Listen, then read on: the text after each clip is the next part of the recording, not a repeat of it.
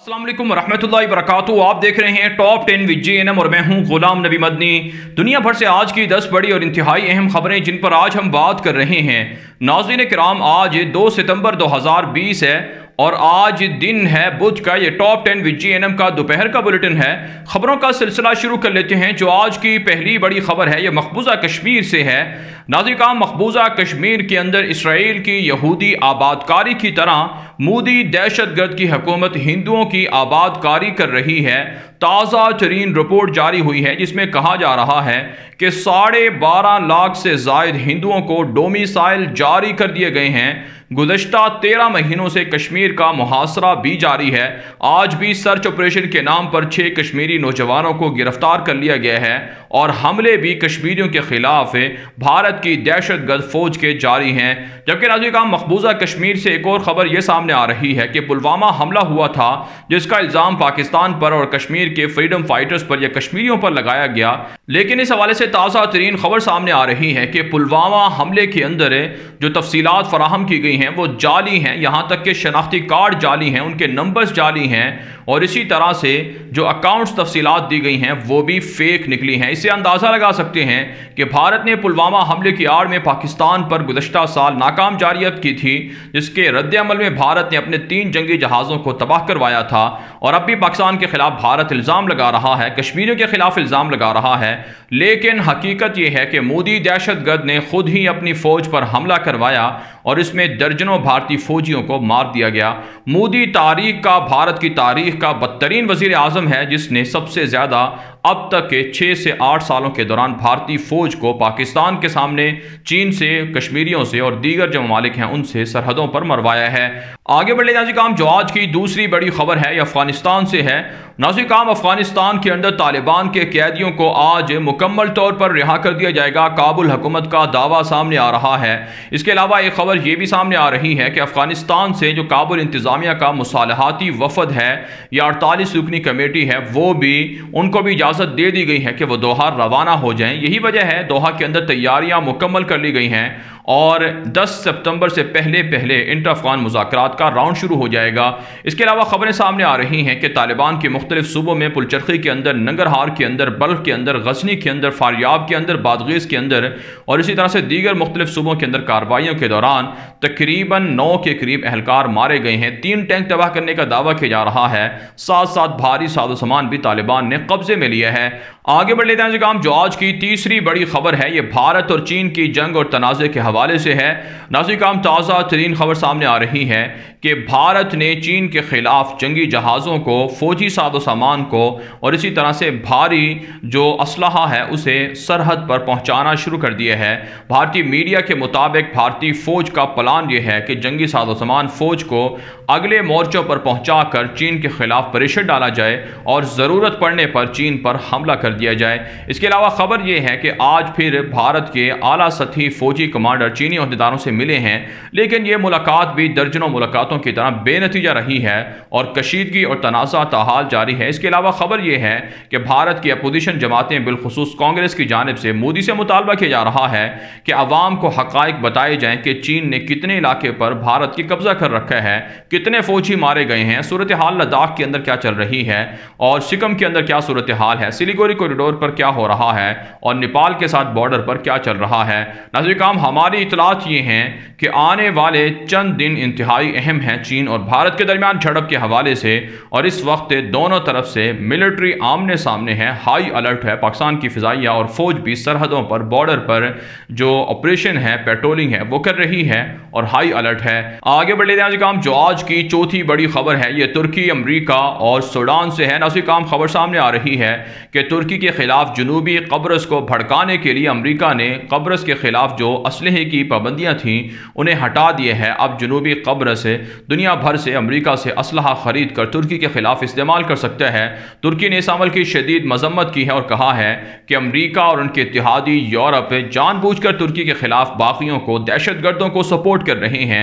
तुर्की इनके खिलाफ सख्त एक्शन करेगा।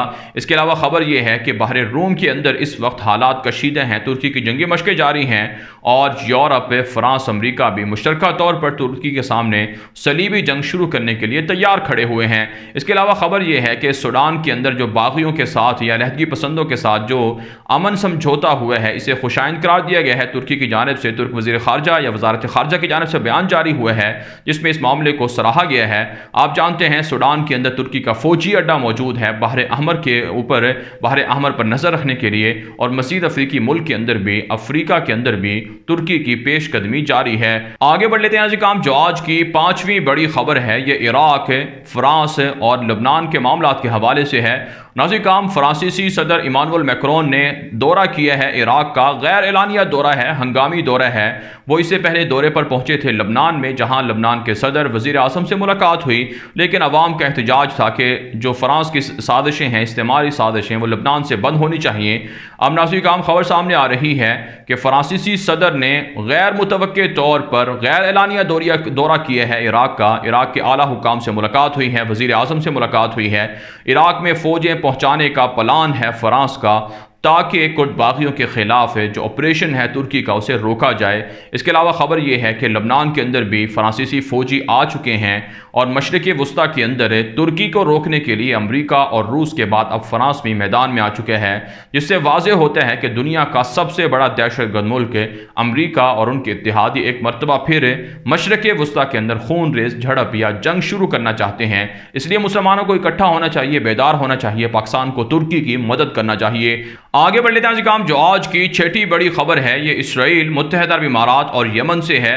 नाज़रीन काम, ताज़ा तरीन खबर सामने आ रही है कि इसराइल ने और मुत्तहिदा अरब इमारात ने यमन के अंदर अलहदगी पसंदों को सपोर्ट करने के लिए वहाँ पर खुफिया फ़ौजी अड्डा बना दिया है, और साथ साथ मोसाद का और जो मुत्तहिदा अरब इमारात की खुफिया एजेंसी है उसका भी मरकज़ बना दिया गया है।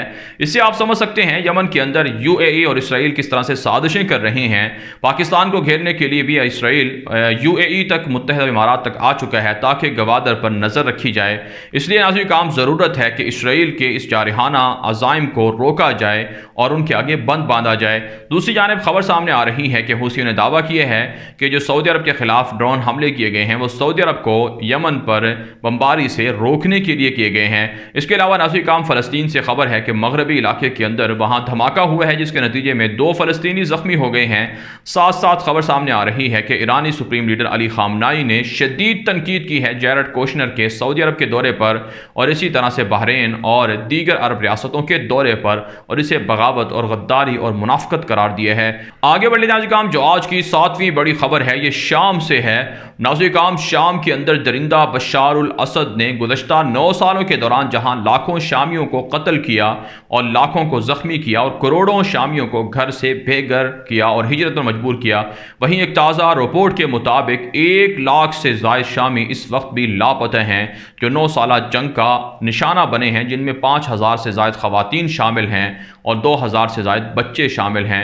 और इस वक्त भी बशार अल-असद की दरिंदा फ़ौजें निहत्ते शामियों पर हमला कर रही हैं। इसके अलावा नाज़रीन काम, खबर सामने आ रही है कि अक़वाम मुत्तहिदा ने दावा किया है कि जो बशार अल-असद की तरह, जिस तरह से वहाँ पर क्लस्टर बम गिराए गए हैं बशार अल-असद ने, इसी तरह से यमन के अंदर सऊदी अरब और UAE ने भी क्लस्टर बम गिराए हैं, जिससे वहाँ निहत्ती इंसानियत को टारगेट किया गया है। आगे बढ़ लेते हैं नाज़रीन काम। जो आज की 8वीं बड़ी खबर है ये लीबिया और ईरान से है। नाज़रीन काम, लीबिया के अंदर बागी हफ्तर ने 6 के करीब रॉकेट हमले किए हैं। लीबिया की मुंतखब जो हुकूमत है उसके मातहत चलने वाली फ़ौज के मरकज़ी अड्डे पर कहा जाता है लीबिया के अंदर बागी हफ्तर के खिलाफ तुर्क फ़ौजों का और जो लीबिया की फ़ौज है उसका ऑपरेशन तेज़ है, झड़पें शदीद हो चुकी हैं, कई इलाकों का मुहासरा भी जारी है। इसके अलावा नाज़रीन काम, खबर सामने आ रही है कि एमनेस्टी इंटरनेशनल ने रिपोर्ट जारी की है कि ईरान के अंदर इंसानी हकूक़ की संगीन खिलाफ वर्जियाँ की जा रही हैं। लोगों को जेलों के अंदर जो जाली मुकदमात हैं उनमें रखा गया है। आगे बढ़ लेते हैं काम। जो आज की 9वीं बड़ी खबर है ये अमरीका और चीन के दरमियान तनाज़े और कशीदगी के हवाले से है।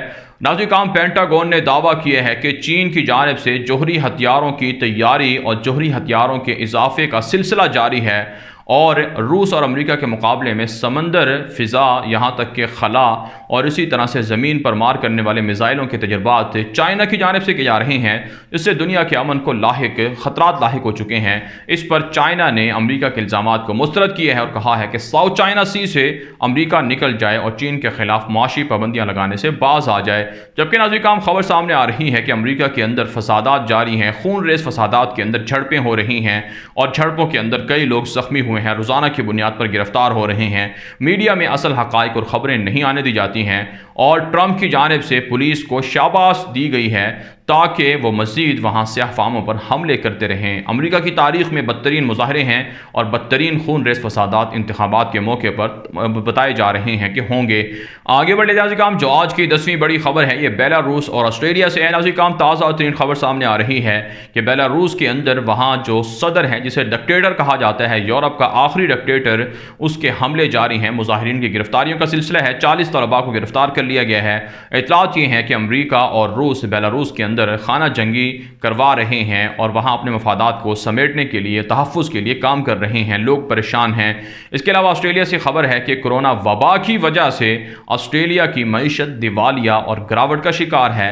साथ साथ खबर यह है कि WHO की मदद के लिए, वैक्सीन की तैयारी में मदद के लिए अमरीका कोई ताउन नहीं करेगा। ये अमरीका की जानिब से बयान भी सामने आया है। इससे पहले आप जानते हैं आलमी इदारा सेहत की रुकनियत से अमरीका दस्तबरदार भी हो चुका है। बहरहाल नाज़रीन, दुनिया भर से थी आज की 10 बड़ी खबरें। इन खबरों के हवाले से आपकी क्या राय है? अपनी राय कमेंट के जरिए से जरूर हम तक पहुंचाएं। मज़ीद खबरों के लिए आप हमारे ट्विटर अकाउंट दुनिया मेरे आगे और गुलाम नबी मदनी फॉलो कर सकते हैं। आज के लिए इतना ही, इजाज़त दीजिए। अल्लाह हाफिज़।